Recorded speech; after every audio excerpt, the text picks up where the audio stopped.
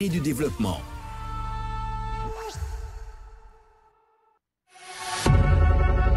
Vous pouvez désormais suivre l'ensemble de nos programmes via notre application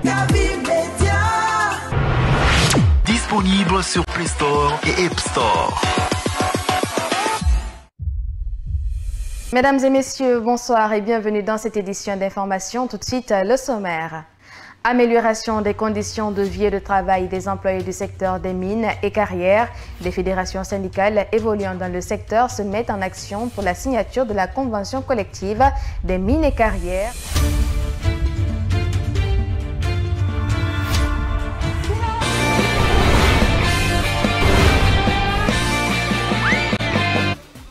Le football est une discipline qui nous régale, mais ce n'est pas à tout moment. C'est par exemple notre thématique qu'on va en débattre ce matin. Hier, d'autres ont été frustrés, d'autres étaient contents. Donc je fais allusion au Classico. Le championnat espagnol, le FC Barcelone a remporté le Classico face au Real Madrid. Le Real s'incline lors du Classico contre l'FC Barcelone avec un score de 4-3.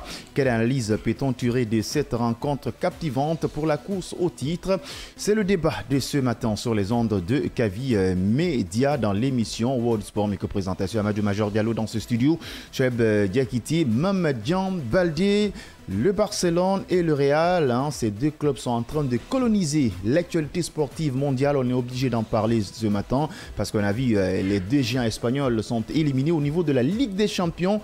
C'est le Paris Saint-Germain déjà qui est en finale avec l'Inter de Milan. Voilà, deux clubs qu'on ne pensait pas qu'il allait arriver à ce niveau. Mais nous, ce matin, on va faire un coup de projecteur sur le Classico. On va se poser tas de questions. Ça ne peut pas passer inaperçu. Il faut qu'on arrive à diagnostiquer cette rencontre. Mais avant tout, d'abord, on commence par les salutations. Mamadian Baldé, bonjour.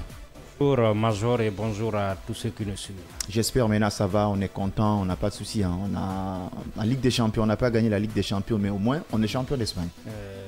Pas officiellement champion, mais bon, il ne reste qu'une seule victoire sur 3. Je crois que c'est faisable, mais bon, l'élimination à Milan reste toujours à travers la gorge. Maintenant, on verra. Donc il faut juste soulager les supporters parce que si on perdait contre le Real, ça allait être quand même autre chose. Il y a beaucoup de questions qu'on se pose sur la situation de cette formation des Madrilènes. Est-ce que Ancelotti il est fatigué? C'est Mbappé qui n'est pas chancé parce que Mbappé il a quitté au Paris Saint-Germain pour le Real pour engranger au moins la Ligue des Champions. Dès qu'il a quitté là-bas, le Paris Saint-Germain est en finale. Une manière de vous dire bonjour. Je vais bien quitter. Le micro n'est pas activé. Bonjour Major et bonjour à tous. Je pense que ce matin déjà, ça doit être très très chaud au Valdebebas, le centre d'entraînement du Real Madrid, où on a vu hier quand même des banderoles qui étaient affichées montrant, où c'était écrit la honte. Il y avait les forces de sécurité qui étaient là pour enlever ces banderoles. Je pense que les fans n'étaient pas du tout contents. Maintenant, ça reste un grand club, donc il faudrait se relever. Moi, je ne mettrais pas ça sur le coup d'une malchance de Kylian. Ça reste le football. Il y a des moments de gloire, tout comme il y a des périodes où ça devient un petit peu compliqué. Il faut maintenant savoir se relever et aller vers l'avant. Mbappé n'a plus d'autre choix, il faut rester au Real. Voilà, et consommer la situation. Est-ce que vous êtes d'accord avec les supporters des Merengues, la honte, le mot? Entre guillemets, je pense que le Real Madrid cette saison, perdre la Liga et la Champions League pour un club comme le Real, même s'ils ont en début de saison remporté la Super Coupe d'Europe et la Coupe intercontinentale, mais je pense que c'est insuffisant.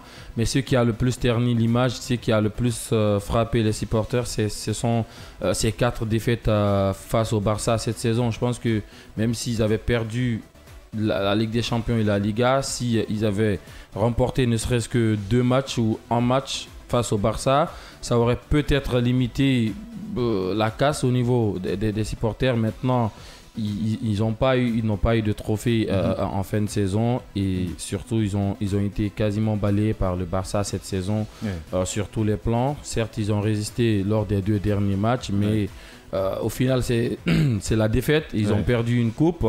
Ils vont perdre la Liga, donc dans un coin de la tête, je pense que ça fait mal. Mais de là à parler quand même de honte, je pense que c'est trop dit parce que le Real cette saison c'était quand même compliqué. Il faut donner le crédit à Carlo Ancelotti qui s'est pas mal démêlé avec beaucoup de blessures défensives surtout. Ça n'a pas été facile.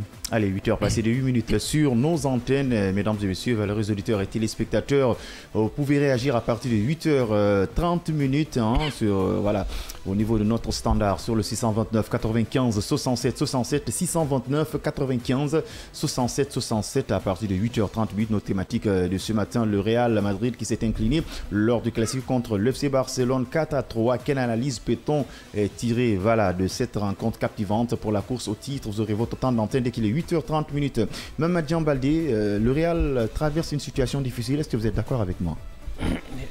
Disons, quand on se fie au classement en championnat, on peut se dire oui, le Barça cette année domine tout, le Real n'a pas à trop rougir. Mais bon, il faut noter qu'en début de saison, si quelqu'un nous avait dit ce scénario-là après l'arrivée de Mbappé, que l'on sait que le Real a été l'année dernière intouchable dans toutes les compétitions, on s'attendait au moins, peut-être les supporters du Real du moins, s'attendaient au moins à un trophée ou à une plus grande résistance. Rappelons qu'en décembre, le Barça avait déjà 9 points d'avance. C'est le Barça qui a lâché des points en route, c'est ce qui a amené ce rapprochement et tout. Sinon, ils auraient dû plier. Non, le championnat était déjà plié, c'est le Barça qui a lâché des points en cours de route, parfois dans des matchs où il ne devait pas. Et globalement, le Real cette année n'a pas montré un visage satisfaisant. Ça gagnait parfois parce que Mbappé est le meilleur buteur du championnat. Donc, quand vous avez un joueur qui marque autant... Donc, il n'y a pas de constance. Oui, quand vous avez un joueur qui marque autant... Vous engrangez des points, même si ce n'est pas face au gros, mais le Real a continué à gagner, à engranger contrairement à l'Atlético. Et en Ligue des Champions, c'est allé jusqu'en quart de finale et tout, mais ça n'a pas du tout rassuré. On n'a pas vu une équipe du Real. On a vu des individualités qui sortaient du lot. Et c'est en ce sens que les supporters parlent de honte. Et peut-être que ce n'est pas tant le résultat, c'est que c'est le contenu. C'est le contenu. Et surtout, perdre... Vous savez, on peut tout dire ici. Ça nous fait pas mal, mais perdre le Classico une fois, deux fois, trois fois, quatre fois, à moins de 6 mois, ça fait très mal. Et ça explique un peu la colère des supporters. Bien, allez, ça explique un peu la colère des supporters. C'est Mamadian Baldé sur nos antennes ce matin. Il est 8h passé de 10 minutes. Vous êtes sur Kavi Média, vous écoutez à la radio sur la 89.5, à la télé Kavi TV et pourquoi pas sur notre page Facebook Kavi TV. Vous pouvez réagir sur notre plateforme Facebook. Vos réactions sont attendues concernant cette rencontre d'hier où le Real a perdu contre le FC Barcelone. Quel classico, parce que déjà le FC Barcelone est à quelques microns d'être champion d'Espagne. Même s'ils ont perdu la Ligue des Champions, ça ne va pas être quand même une année blanche. Alors, on va un peu solfer sur le bilan de cette formation des Merengues sur le plan tactique. Alors, sur le plan tactique, qu'est-ce qui manque à cette formation? Parce qu'on disait que le véritable bémol, c'est Mbappé qui était verrouillé. Pourtant, Mbappé commence à retrouver ses sensations. Quand on parle de problèmes tactiques, je pense que c'est tout le collectif dont on fait allusion. C'est que ça a été compliqué cette saison pour le Real Madrid. On disait que c'est Mbappé. Voilà, on se rappelle, oui. Là où on peut parler c'est la pièce qui s'est rajoutée là où on peut parler de Kylian, c'est que la saison passée, le Real Madrid évoluait très bien dans le même système 4-4-2. C'est la formation, le système préféré de Carlo Ancelotti, avec un Jude Bellingham derrière les deux flèches, Rodrigo et Vini Junior. Sauf que cette saison, ils ont perdu Toni Kroos. Ça fait partie également de quelques problèmes. Donc, mais le problème, c'était pas Mbappé. Mais je crois qu'ils ont des joueurs quand même pour remplacer numériquement, même si c'est très compliqué intrinsèquement. Mais sur la position de Toni Kroos, ils avaient des joueurs, sauf que voilà, ils n'ont pas eu la chance aussi avec Ceballos qui avait bien commencé. Ceballos qui avait très bien commencé la saison, mais qui s'est blessé ensuite et qui n'avait pas aussi en début de saison la confiance d'Ancelotti. Et surtout, je pense qu'il y a des joueurs, il y a des véritables numéros 10. Le problème, c'est leur positionnement. C'est parfois là où les supporters ne sont pas d'accord avec Ancelotti. C'est compliqué avec ces problèmes de statut au club. Est-ce que vous n'êtes pas en train de parler de choses? Vous avez parlé de profil, vous avez parlé de position. Faites allusion à l'entraîneur. Non, mais c'est les deux cas qui... Je pense que le problème, moi je pense, et je continue à le croire, que ils auraient pu être performants collectivement cette saison si le coach avait beaucoup plus fait confiance à certains joueurs. Parce que moi je pense qu'il utilise des joueurs, certes, on va parler toujours de blessures, mais il utilise certains joueurs à des postes où ils ne sont pas le plus adaptés. On parle d'Arda Güler qui est quand même un joueur très fin techniquement, qui n'a pas la vitesse de Vini ou de Rodrigo, mais qu'on utilise souvent sur le côté que dans l'axe, au profit de Jude Bellingham, qui peut lui courir comme Valverde le faisait à un certain moment, se sacrifier pour l'équipe, jouer sur un côté, même défenseur, latéral parfois. L'utilisation de Brahim, qui sont pour moi des joueurs quand même qui doivent être derrière les attaquants que sur les côtés. On a vu Brahim Diaz du côté de Milan AC, il jouait numéro 10 derrière les attaquants. Mais au Real Madrid, il est beaucoup plus sur le côté. C'est presque pareil pour Arda Güler. Je pense qu'il y a ces petits problèmes-là. Il s'entête souvent aussi à... c'est pas seulement qu'Ancelotti, parce que le président, après la blessure de Cavara, normalement, aurait pu recruter au mois de janvier. Il ne l'a pas fait. Ils ont fait confiance à Vasquez. Malheureusement, il n'était même pas utilisé lors des grands rendez-vous. Ce n'est qu'en cette fin de saison où on a compris que Valverde est plus important au milieu de terrain qu'en défense, où ils ont accepté de faire jouer Vasquez, même si c'est au gré un petit peu du collectif, parce que ça ne prend pas beaucoup. Aujourd'hui, cette saison, il y a trop de problèmes. En résumé, si je vous ai bien compris, le Real est en carence de joueurs et d'entraîneurs. D'entraîneur, c'est quand même le coach là qui les a donné la Liga et la Ligue des Champions la saison passée. Vous avez dit quelque chose s'est cassé. Vous avez dit dans vos propos que des fois, Ancelotti, au niveau de l'utilisation des joueurs, donc il a quelque part de responsabilité. Oui, il a une part de responsabilité, mais il n'a pas le choix à 100%. Il a été un petit peu contraint avec beaucoup de manquements, voilà, des blessures où il n'y a pas eu de recrutement. Partagez les mêmes avis que oui, en partie, il ne manque pas forcément de joueurs. Et pour moi, il a atteint ses limites avec cet effectif. C'est-à-dire, c'est un entraîneur, quand il a des bons joueurs, un bon effectif, ça marche très bien, mais ce n'est pas quelqu'un qui impose quelque chose à son effectif. C'est justement ce qu'il a déclaré récemment. Il dit, si vous attendez à un commandant, il faudra me virer. Moi, je ne suis pas un commandant. Je travaille avec les joueurs. Et l'effectif qu'il a aujourd'hui, il y a des joueurs qui ont parfois des mêmes profils et qui doivent tous jouer. C'est-à-dire, l'année dernière venue, c'était le Ballon d'Or, le meilleur joueur du Real. Donc, Mbappé est venu. Mbappé aussi avait... disons, un statut, et la manière dont il est venu lui confère un autre statut. Donc ça fait carrément deux joueurs, plus ou moins même profil, même si c'est un peu différent, qui jouent au même poste et qui veulent les mêmes responsabilités. Et à côté d'eux, il y a un Bellingham qui a pris goût au but, donc qui veut coûte que coûte jouer à côté des avançades. Pourquoi ne pas être avançante? Et de l'autre côté, il y a Rodrigo qui est le mal aimé, mais qui dans les grands rendez-vous, en tout cas l'année dernière, était toujours présent. Donc ça fait 4 joueurs qui veulent être des leaders, alors qu'en réalité il n'a que 2 places normalement. Et dans les grands rendez-vous au début, contrairement à hier, il les a alignés 4. Et ça a flanché au niveau du milieu parce que personne ne repliait pour l'autre. Jude essayait parfois, mais il est très loin. C'est-à-dire, il va pour marquer, c'est pas évident de revenir à chaque fois. Et l'autre chose qu'il faut peut-être prendre en compte, c'est que la planification sportive n'a pas bien marché du côté du Real. On parle beaucoup de Militao qui s'est blessé, mais depuis l'année dernière, il est blessé. Peut-être qu'on aurait dû essayer de voir un remplaçant. Alaba est blessé depuis l'année dernière. Ce n'est pas cette saison qu'il s'est blessé. Donc, en termes de planification, des défenseurs, Nacho était là pour colmater les brèches. Nacho est parti. Voilà. C'est en ce sens que j'ai dit que la planification pour moi n'a pas marché. On sait que Nacho est parti. On a 2 défenseurs qui ont des blessures de longue date, donc qu'il fallait prévoir peut-être au moins un remplaçant. Et au milieu de terrain, Toni Kroos est parti. Ceux qu'on a là, on n'a pas suffisamment confiance en eux parce que Carlo, il n'a pas suffisamment confiance en Ceballos, en Arda et aux autres. Il devrait au moins acheter un autre joueur, ce qui n'a pas été fait. Ils ont voulu bricoler. Aujourd'hui, ça les a menés à ça. Mais bon, pour moi, c'est une équipe qui a donné ce qu'elle pouvait donner. Parce qu'il y a des grosses individualités, mais en termes d'équipe, autant pour moi, ça n'a pas donné. Donc, à ce niveau, on peut épargner l'entraîneur en point d'accusateur à la direction. Parce que vous avez dit l'entraîneur. Les deux ont des responsabilités. Moi, je pointe du doigt le coach d'abord. Il doit trancher.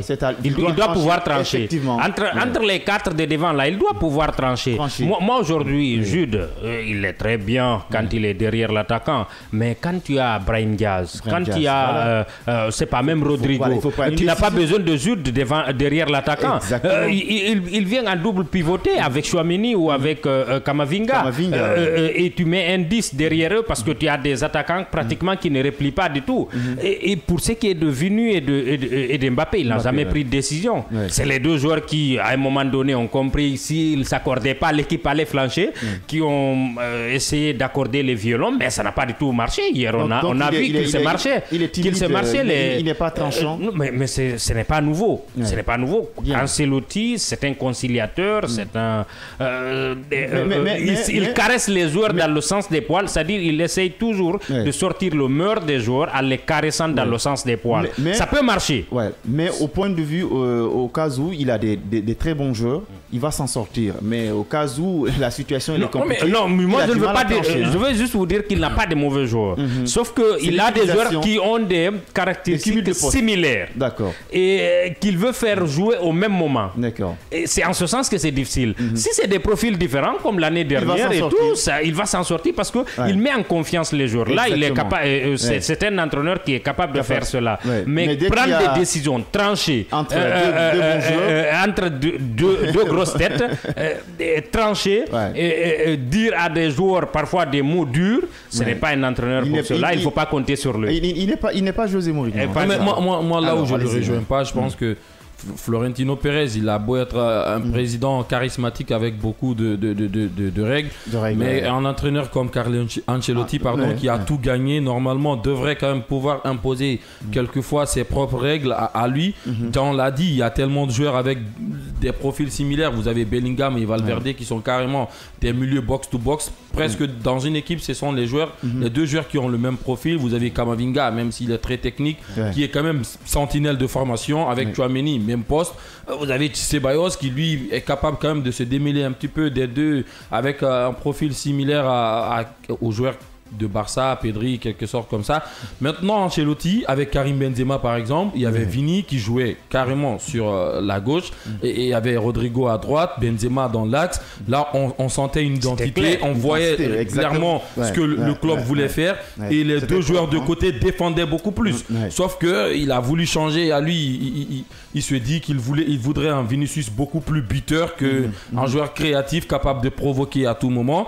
Il a fait, Vinicius a clairement changer son jeu. Maintenant, c'est compliqué pour lui parce que lorsque vous voulez changer les caractéristiques d'un joueur, vous lui poussez à faire des choses où il n'est pas totalement habitué, ça devient compliqué pour lui. Aujourd'hui, il faut qu'il s'adapte à un jeu dans l'axe. Les duels avec les défenseurs, c'est pas son jeu. Je pense que c'est un joueur qui a beaucoup plus besoin d'espace. Et vous prenez un autre joueur qui a quasiment les mêmes profils presque que Vini, parce que Kylian c'est quand même la vitesse aussi, c'est presque pareil pour Vini, même si lui il est capable de prendre le ballon à lui tout seul, de déstabiliser les défenses. Pour moi ça a été ça l'un des problèmes de cette saison, ce problème de manque de véritable numéro 9, capable de fixer les défenses, de garder les ballons pour pouvoir faire jouer les deux joueurs de côté. Et pourtant Mbappé commence à s'en sortir. Non mais ça ne fait que commencer là. Ça a beaucoup tardé, je pense que ça a joué sur le collectif parce que on avait du mal à s'appuyer que sur Kylian. On voulait faire jouer Vini, on voulait faire jouer Rodrigo et Jude Bellingham. Mais ça allait prendre un peu de temps parce que vous savez, c'est pas le profil de Mbappé. Est-ce qu'il fallait prendre Mbappé qui pour moi a évolué quand même pendant tout son temps au Paris Saint-Germain à gauche et à droite, qui n'était pas un jeu, qui n'aimait pas, même s'il est formé dans l'axe. Donc au départ, vous n'étiez pas d'accord avec l'arrivée de Mbappé? Mais moi, j'avais dit clairement que je ne suis pas contre le joueur, mais j'avais dit que l'arrivée de Kylian allait quand même bousculer beaucoup de choses dans le vestiaire du Real Madrid. Déjà, donc selon vous, ça les a un peu impactés négativement. Il y a un problème d'ego, il y a un problème de positionnement sur le terrain. Vous parlez en début de saison, tout le monde tirait les pénaltys. On ne savait pas qui était le numéro 1. Rodrigo voulait frapper, Bellingham était là, il y avait le capitaine Modric, Mbappé voulait frapper, sauf que c'est Vini qui l'a transformé. L'entraîneur n'est pas un entraîneur de caractère. À un moment donné, il a tranché, il avait choisi Vini comme le numéro 1, mais quand Vini a raté un penalty 2, finalement c'est Mbappé qui le prend maintenant. C'est compliqué dans une équipe où on ne peut pas prendre des décisions claires. On va relancer le débat sous un autre angle. Je vous ai très bien écouté, vous avez pesé la balance un peu sur l'entraîneur Carlo Ancelotti, même si ce n'est pas lui le véritable problème, mais mais il en fait partie. C'est pas le seul. Voilà, c'est pas le seul. Il y a déjà la direction qui a recruté Kylian Mbappé. Il fallait pas recruter Mbappé parce qu'ils avaient d'autres profils qui sont capables de créer la différence. Jean l'a réitéré. Il y a des cumuls déjà de postes. Il y a des joueurs qui ont les mêmes profils et c'est en train d'impacter l'entraîneur qui a du mal à trancher entre les joueurs. Est-ce qu'il est moment de se séparer de Carlo Ancelotti? Non, je crois que l'affaire est tranchée, même si ce n'est pas officiel.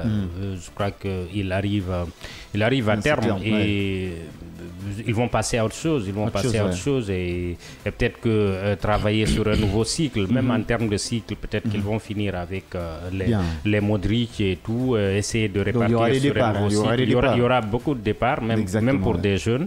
Et peut-être, en tout cas, on va essayer de relancer la machine parce qu'il y a des choses qui ne marchent pas. Le Real est à remanier. Surtout l'entraîneur qui est quand même vu comme futur entraîneur du Real, Xabi Alonso, c'est quand même un Espagnol. Je pense qu'ils veulent aller, pour avoir eu quelques infos, ils veulent plus maintenant aller sur le recrutement de quelques grosses têtes, mais surtout aller beaucoup plus aussi vers les jeunes des centres de formation, parce qu'ils se sont rendus compte que souvent les jeunes qu'on libère du côté du Real Madrid brillent ailleurs. Déjà, ils veulent rapatrier Carreras du côté de Benfica, qui est un joueur formé au Real, Miguel Gutiérrez du côté de Girone, qui est aussi un joueur formé au Real. Donc avec Ancelotti qui lui demanderait, Xabi Alonso demanderait la présence de quelques joueurs espagnols au sein de l'effectif. Il voulait d'ailleurs Martin Zubimendi, sauf que Arsenal les a pour l'instant dévancés. Pensez qu'avec ces jeunes joueurs, ils vont s'en sortir en Ligue des Champions? Non, mais moi je pense qu'ils ont recruté d'ailleurs cette saison où il ne fallait pas, parce qu'il y avait beaucoup de manquements. On savait que Carvajal, il avait fait une excellente saison la saison dernière, mais il n'avait pas de véritable remplaçant.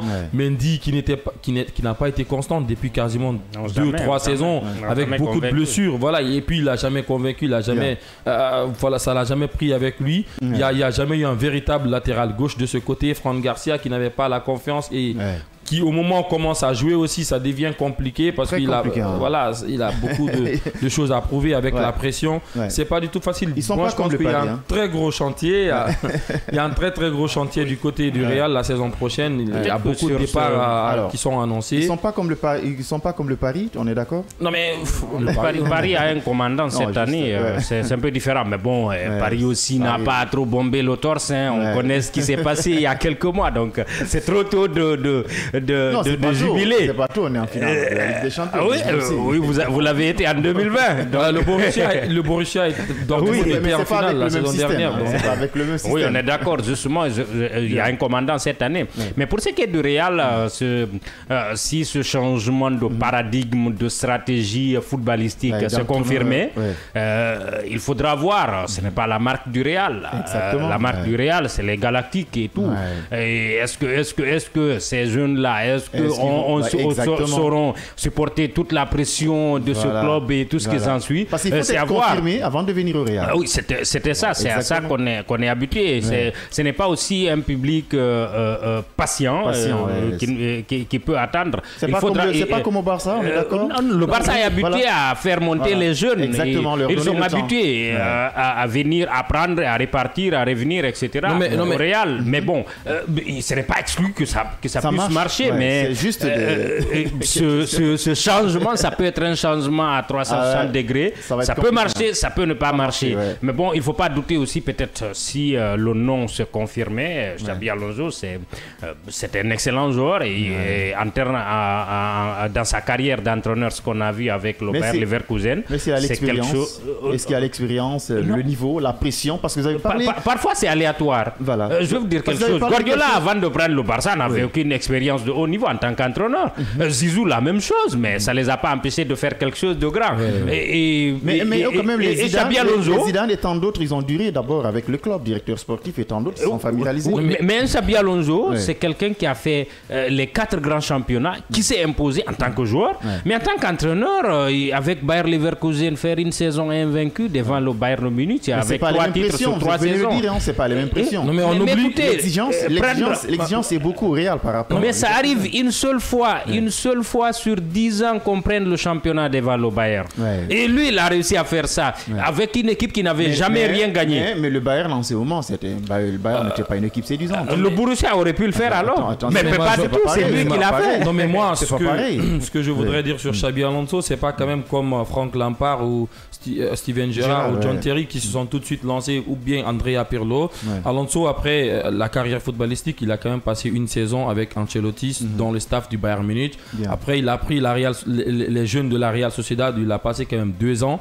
Voilà, donc je pense qu'il a quand même appris à côtoyer un petit peu le milieu avant de se lancer dans le grand bain. Et sur le plan psychologique, parce que Yann a souligné quelque chose qui est extrêmement important, la pression qui est au niveau des grands clubs par rapport aux autres clubs, c'est pas la même chose. Là où il a tout pour réussir, c'est le Real. On ne peut pas perdre 2 matchs successivement. Non, mais là où il a tout pour y arriver, c'est comme Zinedine Zidane. C'est quand même un joueur qui est passé dans le club, qui a quand même été une légende. Il a duré. Voilà, il y a aussi ce fait-là qui pourrait plus ou moins l'aider un petit peu, même si le Real ça reste un club de pression, mais ça reste un petit peu aussi un entraîneur de caractère qui impose lui ce qu'il veut faire, parce qu'il a déjà apparemment c'est des atouts, hein. Ça a annoncé c'est un atout, mais ça peut être aussi un frein. Florentino n'aime pas les entraîneurs à grosse tête parce que la saison à venir, cette génération des Blaugrana, non, mais Zidane par exemple, il a chaque fois démissionné, c'est parce qu'il y avait souvent des désaccords pour recruter certains joueurs. On l'a vu, lui il voulait pas Eden Hazard, le président le voulait.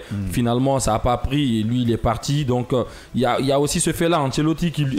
Alonso, qui lui voudrait un système à 3 défenses où il faut 2 milieux de terrain devant, où il veut quand même tout de suite imposer le système qui a marché avec lui, avec le Bayer Leverkusen.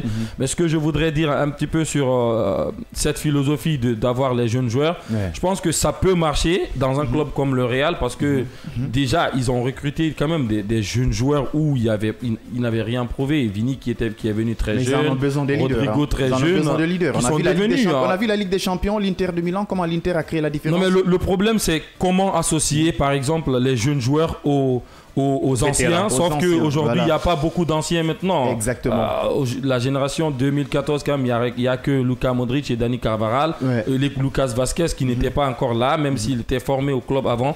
Maintenant Modric pourrait quitter le club en fin de saison. Carvajal, il a été prolongé. Est-ce qu'avec lui seul ça pourrait prendre, même si il y a quand même quelques anciens maintenant, parce qu'ils ont gagné déjà 2 ligues ensemble. Est-ce que vous n'êtes pas en train de rejoindre Jean, parce qu'il y a trop de... Est-ce que dans vos propos, c'est comme si vous êtes un peu dubitatif avec cette situation, l'arrivée des jeunes joueurs, parce que vous êtes posé pas mal de questions. Est-ce qu'avec les anciens, ça va marcher? Non, mais moi je pense que ça pourrait marcher. Ça dépend surtout de l'entraîneur qu'on a en face. Vous avez Ancelotti qui, lui, il a dit dans une de ses conférences de presse qu'on ne lui paye pas pour faire jouer les jeunes, on lui paye pour remporter des titres. Donc ça montre clairement que chez lui, c'est quand il ne prouve pas, tu ne joues pas. C'est aussi ça le problème. Pas forcément, lui c'est les statuts d'abord. Non, mais voilà, c'est ça aussi. Il y a les statuts, il y a aussi ceux qu'il aime, on va dire entre guillemets, parce qu'il a trouvé. Il y a les statuts, mais je crois qu'il y a certaines choses qu'on lui a imposées. Mbappé, on dit tous, les gens ont tendance à dire qu'il est venu gratuitement, mais bon, tenez-vous bien, c'est plus de 150 millions comme prime à la signature. Et en termes de marketing, c'est un joueur que tu ne peux pas laisser sur le banc. Et autre chose, Vinu, surtout en début de saison, il faisait tout pour qu'il remporte le Ballon d'Or. Et Rodrigo, il ne fallait pas le laisser. C'est-à-dire, ces 4 de devant là, il avait plus ou moins l'obligation de les faire jouer. Il fallait quelqu'un d'autre. Je crois qu'il y a certains choix qu'on lui a imposés. Et c'est pourquoi, pour moi, il est arrivé, sa date de péremption est arrivée. Non, mais ce qui il faudra voir celui qui... il faudra voir celui qui arrive. Est-ce qu'il sera capable de prendre une décision? Parce que les 4 de devant, il faut prendre une décision. Ils ne peuvent pas jouer ensemble. Mais Major, moi, ce qui me dérange dans tout ça, c'est qu'on arrête de dire les 4 de devant. Bellingham, ce n'est pas un attaquant. C'est justement ça. Il a profité d'une situation la saison dernière où il avait un problème d'efficacité devant. Non, lui c'est un électron libre. Il est capable. Non, mais il a pris goût au but. Moi, je pense que ce n'est pas seulement parce qu'il a pris goût au but. Le problème, c'est qu'aujourd'hui, il n'y a pas un véritable joueur au Real Madrid capable de répondre au ballon aérien. La saison passée, on voyait quand même Carvajal centrer beaucoup, où Rossellou était là pour reprendre les ballons. Et quand ce n'était pas Rossellou, Bellingham était derrière pour répondre. Il y a fait allusion au niveau du milieu de terrain. Oui, mais pour moi, qu'on arrête de dire des 4 de devant. Il faudrait, si vous avez recruté un Kylian Mbappé, c'est pour qu'il réponde à tous les critères d'attaquant. Il faudrait qu'il assume cela et qu'on fasse reculer Jude Bellingham. Mais ça, je pense que c'est pas le joueur, c'est le coach, c'est à lui de lui remettre au poste où il a quand même brillé. Mais arrivé à un certain moment, Bellingham, il a apporté quelque chose pour la ligne offensive. Il apporte beaucoup. Il apporte beaucoup parce qu'à un certain moment, surtout sur les deuxièmes ballons. Exactement. Il constate que la ligne offensive n'arrive pas à donner satisfaction. Voilà, il monte. Il crée la différence. Je pense que c'est un petit peu ça le problème. Si on avait demandé à Ancelotti la saison dernière, je pense qu'il aurait tout de suite signé ne pas vouloir recruter Kylian parce que son collectif, ça marchait très fort. Mais comme l'a dit John, je pense que là où il a parlé de décision imposée, je pense que c'est là parce que lui, il n'a pas voulu véritablement Kylian dans son équipe. C'était une politique marketing. Ça a été du forcing. Voilà, le club lui voulait, le président, le joueur voulait le club depuis très longtemps. C'est la culture des Galactiques. Voilà. Vous avez fait un recrutement qui a chamboulé presque tout le système. Mais c'est leur, je pense qu'il faudrait assumer leur système, et passer à autre chose. C'est leur système, bien, on l'a réitéré parce qu'à un certain moment, on a vu l'arrivée de Beckham et tant d'autres, des joueurs qui étaient presque à l'agonie, on les a vus dans ce club. C'est la force. Et puis on s'est attardé sur les perdants, on a oublié les gagnants. Et on est dans le temps des auditeurs. Non, mais il n'y a pas de problème. Là où il y a plus de problèmes, c'est avec le Real. Voilà, c'est avec des journalistes. La saison est déjà on les a pas lésés. On attend de voir la saison à venir parce que de l'autre côté, on parle de l'arrivée des jeunes joueurs, on parle d'arrivée d'un nouvel entraîneur. Maintenant, qui va stopper Lamine Yamal? Ça va être encore un autre débat. Je pense bien on va proposer ça comme thématique. Qui pourra stopper Lamine Yamal la saison à venir? Ça va être aussi intéressant parce que même s'il n'a pas gagné la Ligue des Champions, ce garçon, il continue à nous émerveiller avec les Blaugrana. Juste, on va un peu grignoter quelques minutes avec le Barça. Le Barça, ça joue bien, mais ça encaisse. Oui, beaucoup trop de buts. Mais bon, depuis le début de saison, mais ce qui a accentué cela, je crois que les gens ont tendance à l'oublier. Il y avait 4 défenseurs qui se comprenaient très bien, Koundé, Koubarsi, Martinez et Baldé. Mais depuis que les deux des côtés se sont blessés, c'est comme si la défense, il y avait une sorte de manque de confiance en latéraux, ce n'est pas bien. Donc ça nous a conduit à cela. Donc il y a beaucoup de buts, ils encaissent beaucoup de buts. Et ça, une partie de l'explication, c'est à ce niveau. Voilà. Et de l'autre côté, il y a beaucoup trop de risques. Ça fait partie des causes de leur élimination en Ligue des Champions parce que la vie à chaque instant, il y avait des boulevards derrière sans glisser, c'était énorme. Oui, la solidité défensive a vraiment manqué pour ce qui est de cette qualification. Moi, on peut marquer 3 buts à tous les coups, mais pas 4 buts à chaque fois. Donc le Barça, l'équipe n'est pas équilibrée. C'est pas une équipe qui pouvait remporter la Ligue des Champions.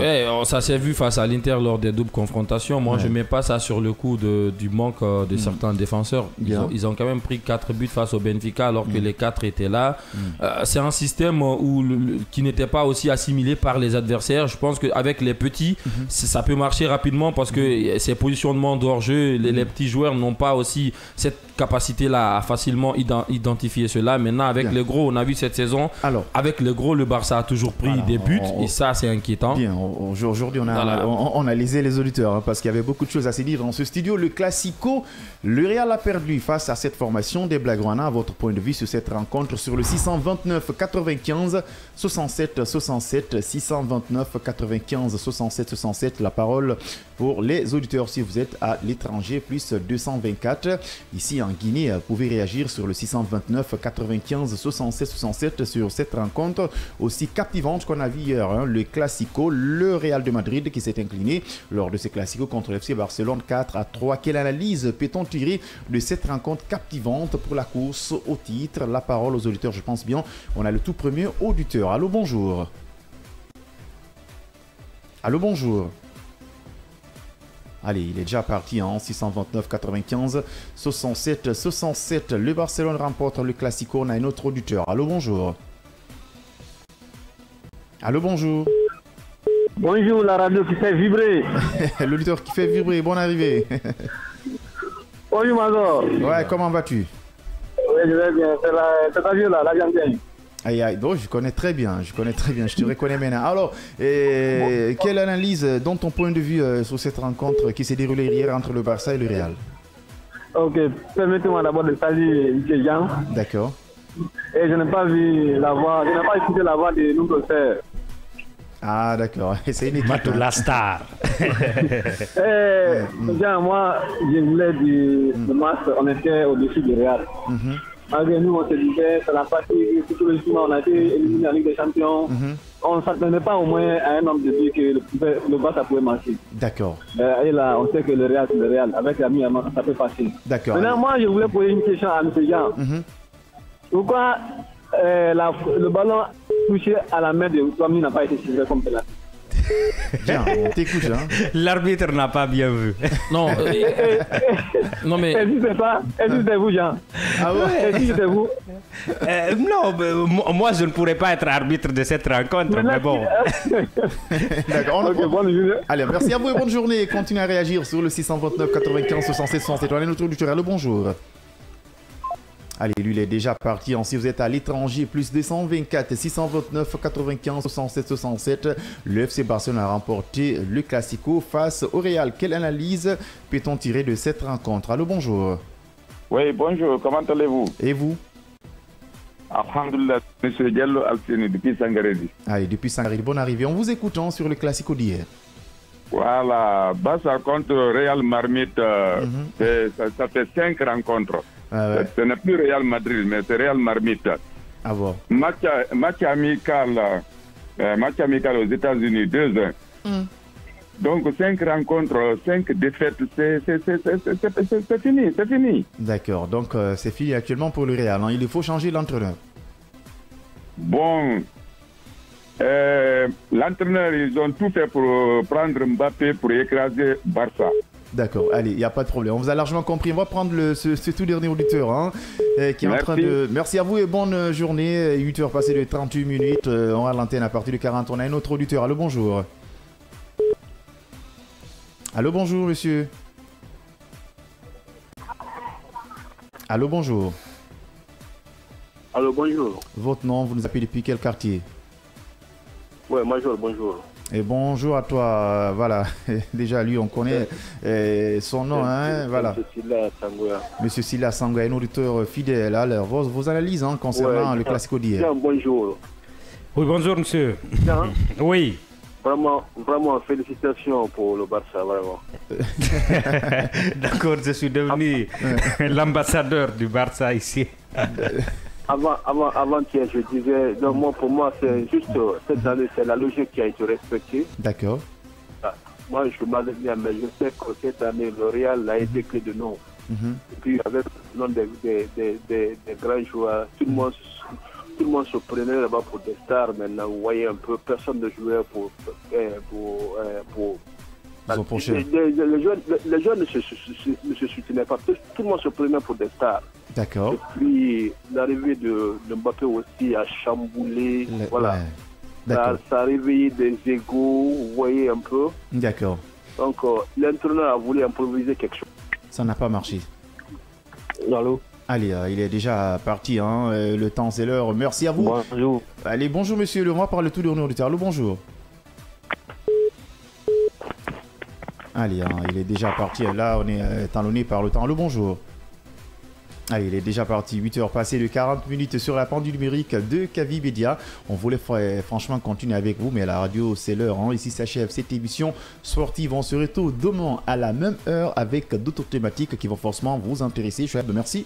Merci, Major, et on se retrouve à 16h. L'ambassadeur des blagues, on a merci. Merci par la force des choses. Merci et c'était un plaisir. Allez, merci à la technique. Quant à moi, je vous souhaite une bonne journée.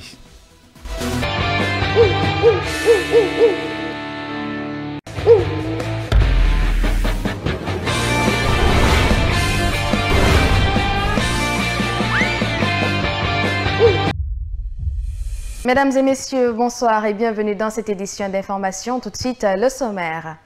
Amélioration des conditions de vie et de travail des employés du secteur des mines et carrières. Les fédérations syndicales évoluant dans le secteur se mettent en action pour la signature de la convention collective des mines et carrières.